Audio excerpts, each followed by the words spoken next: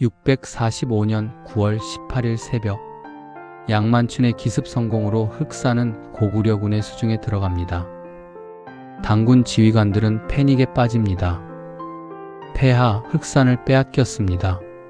당 태종의 얼굴이 창백하게 변합니다. 그는 평생 처음으로 자신의 작전이 완벽하게 무너지는 것을 목격하고 있었습니다. 즉각 반격하라. 흑산을 되찾아야 한다. 하지만 양만춘은 이미 대비하고 있었습니다. 고구려군은 높은 곳에서 화살을 쏟아냅니다. 당군은 오르막을 올라가며 싸워야 했고, 이는 치명적인 불리함이었죠. 첫 번째 공격 실패, 두 번째 공격 실패, 세 번째 공격 실패. 당군의 피해만 5,000명을 넘어갑니다. 내가 직접 나서겠다. 황제가 직접 전투에 참여한다는 소식에 당군의 사기가 오릅니다. 당 태종은 갑옷을 입고 말을 탑니다.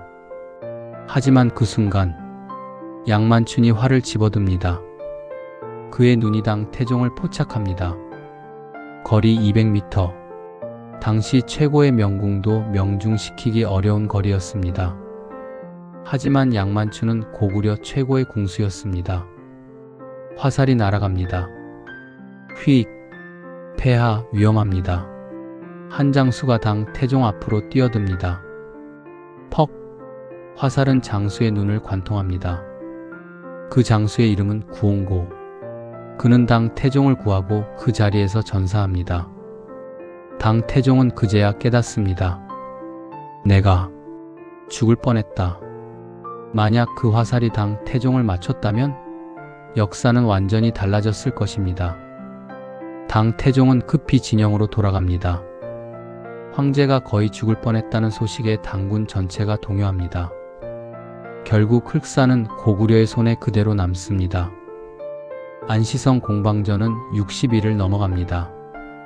당 태종은 점점 초조해집니다.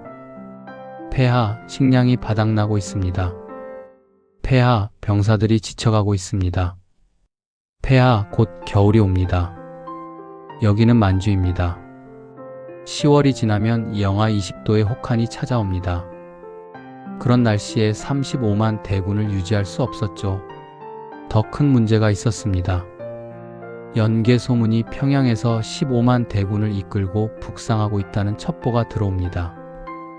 폐하, 만약 연개 소문의 본대와 안시성이 협공하면 우리가 위험합니다. 설마 그럴 리가. 하지만 그의 목소리에는 확신이 없었습니다. 실제로 연개 소문은 교묘한 심리전을 펼치고 있었습니다. 대군을 움직이는 듯한 정보를 흘리면서도 실제로는 안시성에 은밀히 보급품만 계속 공급하고 있었죠. 버텨라. 시간은 우리 편이다. 흥미롭게도 안시성 내부는 비교적 평온했습니다. 양만춘은 전쟁 중에도 성 내부의 질서를 유지했습니다. 병사들이 교대로 휴식을 취하게 했고, 백성들은 성 안의 밭을 경작했습니다. 부상자는 즉각 치료받았고 식량은 공평하게 배분되었습니다. 양만춘은 매일 성벽을 돌며 병사들과 백성들을 격려했죠. 우리는 이길 것이요. 왜냐하면 우리는 우리 땅을 지키고 있기 때문이요. 이것이 안시성이 버틸 수 있었던 진짜 이유였습니다.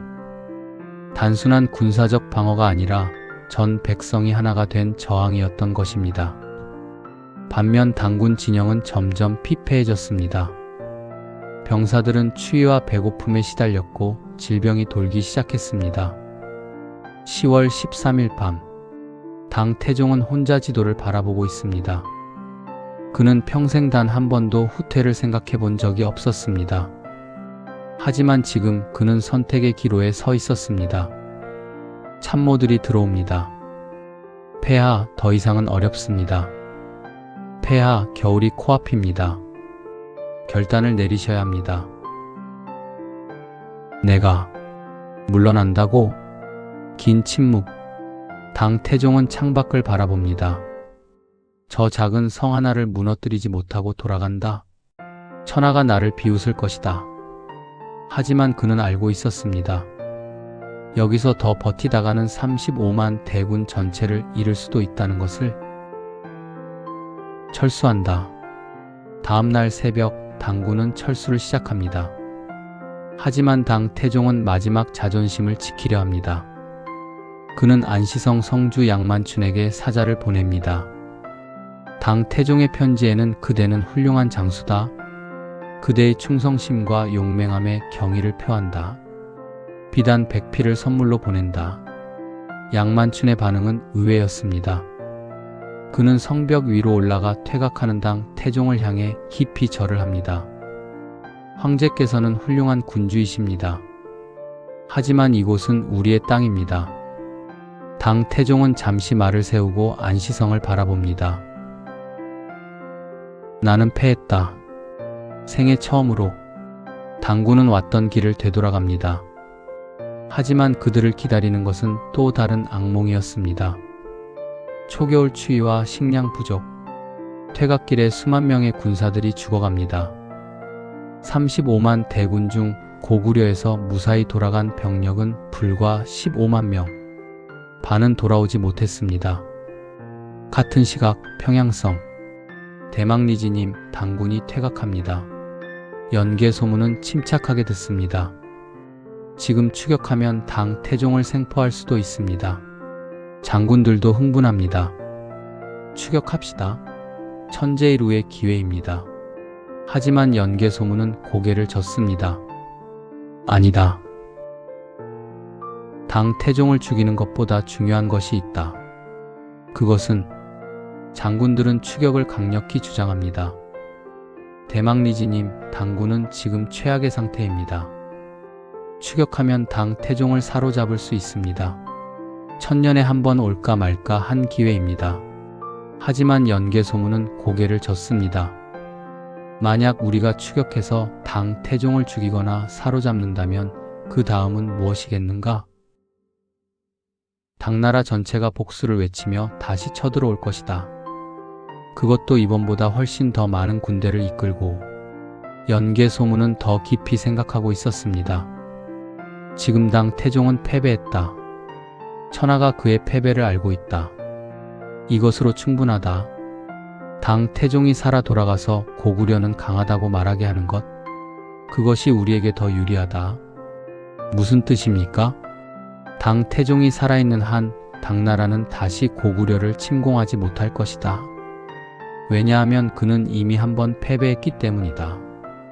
이것이 연개 소문의 천재성이었습니다. 단순히 이기는 것이 아니라 이긴 후를 계산하는 전략가였던 것이죠. 646년 봄, 당 태종은 장안으로 돌아옵니다.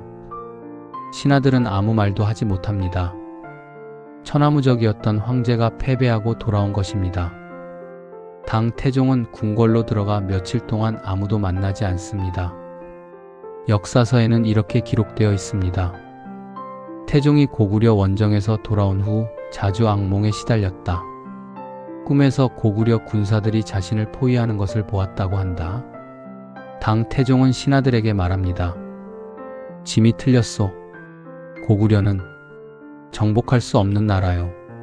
그리고 그는 명령을 내립니다. 짐이 살아있는 동안 다시는 고구려를 침공하지 마시오. 연개 소문의 예측이 정확히 들어맞은 것입니다. 안시성 승리 이후 고구려는 완전히 달라집니다. 첫째, 군사 개혁. 연개 소문은 우리는 운이 좋아서 이긴 것이 아니다. 하지만 더 강해져야 한다. 말했습니다. 그는 전국에 군사훈련소를 설치합니다. 15세부터 50세까지 모든 남성은 정기적으로 군사훈련을 받아야 했죠. 고구려 전체가 거대한 군영이 됩니다. 둘째, 방어선 강화. 천리장성 건설이 가속화됩니다. 요동에서 평양까지 이어지는 거대한 방벽. 이것은 단순한 성벽이 아니었습니다. 연개 소문은 이 성벽은 우리의 자주성을 상징한다. 우리는 누구에게도 굴복하지 않는다. 고하였습니다. 셋째, 외교 다변화. 연개 소문은 신라, 백제, 외, 심지어 서역 국가들에게까지 사신을 보냅니다. 연개 소문의 메시지는 분명했습니다. 당나라는 우리를 이길 수 없다. 고구려와 동맹을 맺는 것이 현명한 선택이다. 하지만 모든 것이 완벽하지는 않았습니다. 연개 소문의 독재적 통치 방식은 많은 귀족들의 반발을 샀습니다. 그는 왕보다 더 왕처럼 군다. 보장왕은 허수아비에 불과하다. 언젠가 우리가 대가를 치르게 될 것이다. 연개 소문도 이를 알고 있었습니다. 하지만 그는 멈출 수 없었습니다. 나는 폭군이라 불려도 좋다. 고구려가 살아남기만 한다면 그의 세 아들 남생, 남건, 남산도 점차 성장하고 있었습니다. 하지만 연개 소문은 그들에게 권력 승계에 대해 명확한 지침을 주지 않았습니다. 어쩌면 그는 자신이 영원히 살 것처럼 생각했는지도 모릅니다. 649년 충격적인 소식이 들려옵니다. 당 태종 이세민이 병으로 쓰러진 것입니다. 당 태종은 죽음을 앞두고 태자 이치 훗날 당 고종을 불러 유언을 남깁니다. 고구려를 침공하지 마라. 그들은 이길 수 없는 상대다. 하지만 태자는 다짐합니다. 아버님의 한을 제가 풀겠습니다. 반드시 고구려를 무너뜨리겠습니다. 안 된다. 절대로. 당 태종은 그렇게 세상을 떠납니다. 향년 52세. 평양성에서 이 소식을 들은 연개 소문의 반응은 의외였습니다. 훌륭한 적수였다. 대망리지님, 이제 당나라는 약해질 것입니다. 하지만 연개 소문은 고개를 젓습니다. 아니다. 더 위험해질 것이다. 당 고종 이치가 즉위합니다. 그는 아버지와 달랐습니다. 유약해 보였지만 고구려에 대한 복수심만은 아버지보다 더 강했죠. 짐은 아버지의 한을 반드시 풀겠다. 고구려 정벌을 준비하라. 폐하, 아직 시기상조입니다. 아니다. 하지만 이번에는 다르게 접근할 것이다. 신라를 활용한다. 이것이 게임 체인저였습니다. 당시 신라는 백제와 고구려의 압박에 시달리고 있었습니다. 신라의 김춘추는 당나라의 동맹을 제안했고 당 고종은 이를 받아들입니다. 650년 나당 동맹이 성립됩니다. 고구려는 이제 두 개의 전선에서 싸워야 했습니다. 대망리지님, 신라가 당나라와 동맹을 맺었습니다. 연개 소문은 예상했던 일이다. 라고 말합니다. 어떻게 하시겠습니까? 신하가 물었습니다. 연개 소문은 오랜 침묵 끝에 입을 엽니다. 백제와 손을 잡는다. 그리고 신라를 먼저 친다. 백제와의 동맹 적의 적은 친구. 연개 소문은 즉각 백제로 사신을 보냅니다. 백제 의자왕은 화려하고 사치스러운 것으로 유명했지만 군사적으로는 여전히 강력했습니다. 그는 신라와 오랜 숙적 관계였죠. 연개 소문이 서신에는 신라가 당나라와 손을 잡았습니다. 다음 차례는 백제입니다. 우리가 함께 움직이지 않으면 각계격파 당할 것입니다. 라고 쓰여 있었습니다. 연개 소문의 말이 맞소. 신라는 예부터 우리의 땅을 노려왔소. 하지만 대왕, 고구려를 믿을 수 있겠습니까? 신하가 말했습니다. 적의 적은 친구라 하지 않았소? 지금은 선택의 여지가 없으노. 651년 백제와 고구려는 군사동맹을 맺습니다. 두 나라의 연합군 규모는 20만에 달했습니다. 한반도의 구도가 완전히 재편됩니다. 고구려 백제 동맹과 신라 당나라 동맹. 이것은 더 이상 삼국 간의 싸움이 아니었습니다. 동아시아 전체를 뒤흔들 대전쟁이었죠. 652년 봄, 신라의 암울한 소식이 연이어 들어옵니다. 대왕, 고구려군 10만이 북쪽 국경을 넘었습니다. 대왕, 백제군 5만이 서쪽에서 진격하고 있습니다. 남북 협공이로군. 연개 소문의 전략은 정교했습니다. 고구려군은 신라의 북쪽 주요 성들을 공격하고 동시에 백제군은 서쪽에서 압박합니다. 신라는 군대를 둘로 나눠야 했고 이는 전력 분산을 의미했죠. 신라는 30일을 버티지 못할 것이다. 김춘추가 당나라에 구원 요청을 하겠지만 당군이 도착하기 전에 끝낼 것이다. 모든 것이 계획대로였습니다. 20일 만에 신라의 북부 10개 성이 함락됩니다. 백제군도 서쪽에서 5개 성을 점령합니다.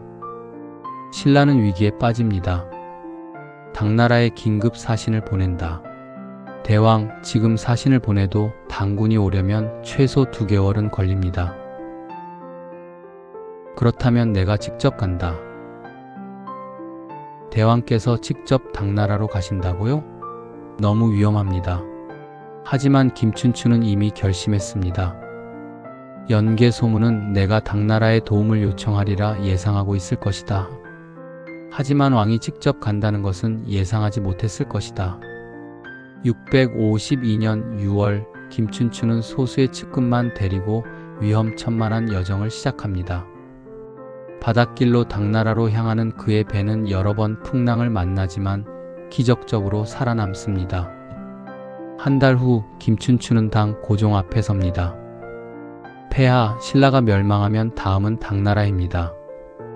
연개 소문은 반드시 당나라를 다시 공격할 것입니다. 하지만 지금 신라를 도우신다면 폐하께서는 한반도 전체를 손에 넣으실 수 있습니다. 김춘추는 더 대담한 제안을 합니다. 신라는 당나라의 동맹이 아닌 당나라의 속국이 되겠습니다. 고구려와 백제를 무너뜨린 후 한반도는 모두 당나라의 것입니다. 이것은 위험한 거래였습니다. 김춘추는 사실상 신라의 독립을 포기하는 대가로 생존을 선택한 것이죠. 좋다. 5만 대군을 보내겠다. 하지만 5만 대군이 한반도에 도착하려면 2개월이 필요했습니다. 그 사이 신라가 버틸 수 있을까요? 김춘추가 당나라에 있는 동안 신라는 홀로 버텨야 했습니다. 이때 등장한 인물이 바로 김유신입니다. 대왕께서 돌아오실 때까지 버텨야 한다. 단 하루라도 더. 김유신은 천재적인 전술가였습니다. 그는 정면 대결을 피하고 게릴라 전술을 구사합니다. 고구려 백제 연합군은 신라군을 추격하지만 김유신은 교묘하게 적을 분산시킵니다. 이상하다. 신라군이 도망만 치는데 왜 우리가 성을 함락하지 못하는가? 함정이다. 저들은 시간을 끌고 있다. 평양성에서 이 보고를 받은 연개 소문도 불안해하기 시작합니다. 김유신, 예상보다 훨씬 뛰어난 자로군. 마침내 당나라 함대가 신라 해안에 도착합니다. 당군 지휘관 소정방. 그는 냉혹하고 잔인하기로 유명한 장군이었습니다. 신라는 어디 있느냐? 장군님, 고구려 백제 연합군은 지금 서쪽 30리에 있습니다. 좋다. 즉시 공격한다. 당군의 도착 소식은 고구려 백제 연합군에게도 전해집니다. 백제 장군 당군이 왔습니다. 어떻게 하시겠습니까? 철수한다.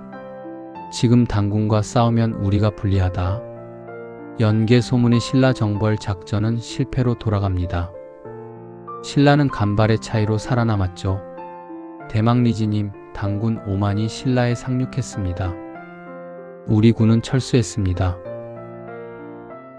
김춘추, 그가 직접 당나라에 갔구나. 지금 어떻게 하시겠습니까? 전략을 바꾼다. 신라를 치는 것으로는 부족하다. 당나라의 본토를 위협해야 한다. 요동을 넘어 당나라 심장부를 노린다. 연개 소문은 주요 장군들을 소집합니다. 신라를 공격하는 것은 의미가 없다. 당군이 계속 지원하기 때문이다. 문제의 근원을 끊어야 한다. 당나라를 직접 타격해야 한다. 대망리지님, 당나라 본토를 공격한다는 말씀이십니까? 그렇다. 당나라가 우리나라를 노리지 못하게 만들 것이다. 하지만 그것은 너무 위험합니다. 당 태종도 우리를 이기지 못했지만 우리도 당나라를 정복할 수는 없습니다. 정복이 목적이 아니다. 요동 지역의 당나라 거점들을 공격한다. 그들의 보급로를 끊고 요동을 불안정하게 만든다. 그러면 당나라는 한반도에서 군대를 철수시킬 수밖에 없다. 이것은 전형적인 연계 소문식 전략이었습니다. 정면 대결을 피하고 적의 약점을 공략하는 것이죠. 653년 4월 고구려 대군이 압록강을 건넌다. 연계 소문은 직접 15만 대군을 이끌고 요동으로 진격합니다. 이것은 연계 소문이 직접 전투에 나선 거의 유일한 순간이었습니다. 그만큼 이 작전이 중요했던 것이죠. 목표는 신성과 건안성, 당나라가 요동 방어의 핵심으로 삼은 거점들이었습니다. 신성 당군 수비대장이 고구려군이 온다 소리쳤습니다. 규모가 얼마나 됩니까? 15만이다. 그리고 연계 소문이 직접 이끌고 온다. 연계 소문의 이름만으로도 당군은 위축되었습니다. 안시성의 악몽이 아직도 그들의 기억 속에 생생했으니까요. 고구려군의 공격은 신속하고 강력했습니다. 3일 만에 신성의 외곽 방어선이 무너집니다. 5일째 되는 날 성문이 파괴되고 고구려군이 성 안으로 쏟아져 들어갑니다. 신성 함락, 연계 소문은 즉시 다음 목표인 건안성으로 이동합니다. 당나라의 위기 장안성의 긴급회의, 폐하 긴급 보고입니다. 고구려가 요동을 침공했습니다. 뭐라고? 신성이 함락되었고 연계 소문이 직접 15만 대군을 이끌고 있습니다. 연계 소문이 직접? 이것은 예상치 못한 상황이었습니다. 당나라는 고구려가 방어에만 집중할 것이라 생각했죠. 폐하, 즉시 구원군을 보내야 합니다. 하지만 지금 우리 주력군은 한반도에 있습니다. 요동이 무너지면 당나라 본토가 위협받습니다. 소정방을 불러들인다. 당 고종은 한반도의 소정방에게 귀환 명령을 내립니다. 연계 소문의 계획이 정확히 들어맞은 것입니다. 당군이 한반도에서 철수한다는 소식은 백제에도 전해집니다. 당군이 도망친다. 이제 신라를 칠 기회다. 대왕, 천재일우의 기회입니다. 하지만 한신하가 조심스럽게 말합니다. 대왕, 하지만 조심하셔야 합니다. 당군은 일시적으로 철수하는 것일 뿐 곧 돌아올 것입니다. 그때는 그때고 지금 신라를 쳐서 영토를 넓혀야 한다. 654년 여름 의자왕은 신라 서부 지역을 대대적으로 공격합니다. 하지만 이것은 치명적인 실수였습니다. 평양성에서 이 소식을 들은 연계 소문은 고개를 젓습니다. 의자왕이 큰 실수를 했구나. 당나라가 다시 올 때 백제가 먼저 표적이 될 것이다. 소정방이 3만 군대를 이끌고 요동으로 돌아옵니다. 연계 소문이 어디 있느냐? 건안성을 포위하고 있습니다. 좋다. 우리도 간다. 연계 소문은 이미 소정방의 귀환을 예상하고 있었습니다. 소정방이 온다. 예상보다 빨랐군. 대망리지님, 어떻게 하시겠습니까? 철수하시겠습니까? 아니다. 맞서 싸운다. 소정방에게 고구려의 힘을 보여줘야 한다. 고구려군 15만과 당군 3만. 숫자로는 고구려가 압도적이었지만 소정방의 군대는 당나라 최정예 부대였습니다. 두 군대가 대치합니다. 소정방이 말을 타고 앞으로 나옵니다. 연계 소문. 내가 아무리 발버둥 쳐도 고구려는 망할 것이다. 소정방. 당 태종도 고구려를 무너뜨리지 못했다. 너는 더욱 불가능하다. 오늘 내 목을 베어 장안으로 가져가겠다. 해보거라. 치열한 전투가 벌어집니다. 하지만 예상과 달리 승부가 나지 않습니다. 고구려군은 숫자에서 우세했지만 당군은 전술과 훈련에서 앞섰습니다. 해가 저물 무렵 양측 모두 상당한 피해를 입고 후퇴합니다. 대망리지님, 소정방의 군대는 생각보다 강력합니다. 알고 있다. 계속 싸우시겠습니까? 연계 소문은 오래 생각한 끝에 결정을 내립니다. 철수한다. 우리는 이미 목적을 달성했다. 요동을 불안정하게 만들었고 당군을 한반도에서 철수시켰다. 더 이상의 피해는 불필요하다. 하지만 연개 소문은 덧붙입니다. 하지만 이것으로 끝이 아니다. 진짜 전쟁은 이제 시작이다. 다음 편에서는 655년 당나라의 대규모 반격 작전, 백제에 닥친 위기, 의자왕의 몰락 시작, 그리고 연개 소문 건강의 이상 신호가, 제3부 제국의 역습, 그리고 균열의 시작 내일 저녁 7시에 공개됩니다.